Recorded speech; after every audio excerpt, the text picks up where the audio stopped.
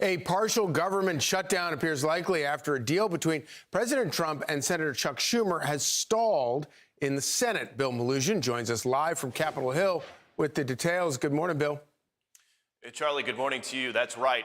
Things were looking pretty promising down here last night. President Trump announced that there was this tentative deal with him and the U.S. Senate trying to figure out what to do with this DHS funding situation. The Senate negotiated into the night, but ultimately, Charlie, they left without taking any action. And it was Senator Lindsey Graham who came out and talked to reporters off camera saying he is not happy with the way these negotiations are going, saying in part, quote, "We can find out a way forward, but not this way. ICE agents are not infallible, but I appreciate what they're doing. I've never been more offended than I am right now by what's being said about these folks." So here's what's at stake here. 78% of the federal government is going to run out of funding tonight at 11:59 p.m. The Senate is considering a package of 6 funding bills to fix that, including that DHS funding bill. But both House and Senate Democrats say they will not vote for that bill because it funds ICE and doesn't reform the agency. We want to avoid a government shutdown, but it's necessary to ensure that the Department of Homeland Security dramatically changes the way in which it has been conducting itself. Taxpayer dollars should not be used to brutalize or kill American citizens or to violently target law-abiding immigrant families. So that deal that the White House and the Senate are working on would strip that DHS funding bill away from the other 5 bills that would then pass those 5 other bills separately because they've got wide bipartisan support, then use a 2-week stopgap bill to fund DHS while negotiations are being done on ICE. The problem with that is those bills would then have to go back to the House, and the House isn't here this week. Speaker Johnson was asked last night if there's any way we can avoid a shutdown. At this moment, I'm not that confident, to be honest. I mean, the Senate is doing their thing tonight. I've got to make some tough decisions later this evening on how soon we can get House members back, if indeed they send us the package. So, Charlie, the House reconvenes at 11 a.m. today, and even if the Senate reconvenes at 11 a.m. today, and even if the Senate is able to reach some sort of a deal today, Speaker Johnson says he's likely not going to be able to get the full House back here to Capitol Hill and in session until sometime on Monday. So any way you slice this right now, guys, we are staring straight in the face at a partial government shutdown starting tonight at midnight. In an election year. Thanks, Bill. Yep. So let's bring in Fox News contributor and former speechwriter to George W. Bush, Marc Thiessen. Great to see you this morning, Marc. Thanks for joining us. Good morning. It is an election year. Famously, nothing ever happens in an election year.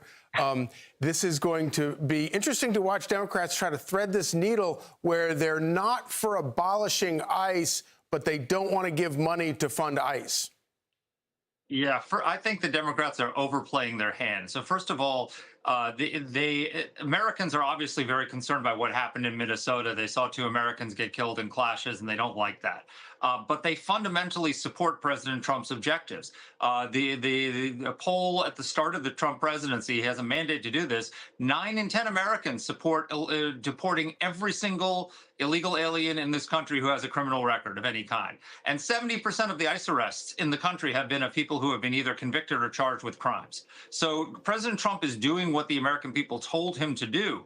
And there are concerns with the execution of it in Minneapolis, and he's addressing that. But on the fundamental underlying issue, they support the president. And if Democrats, the party that unleashed the worst border crisis in American history, is going to shut down the government to stop funding for the department responsible for securing the border, that doesn't seem like good politics to me. Yeah. So I want to get to something else, but real quickly, how do you see this current fight playing out over the next 3 or 4 days? Well, I think neither side really wants a government shutdown because the Democrats know what happened last time when they shut down the government. They had to come back with their tail between their legs, and they got nothing for it, and they got a lot of bad press. And President Trump doesn't want to shut down because the last shutdown probably shaved a point or so off of economic growth, and that he wants the economy to be growing going into the midterms. So there's an incentive for both sides to get this thing done.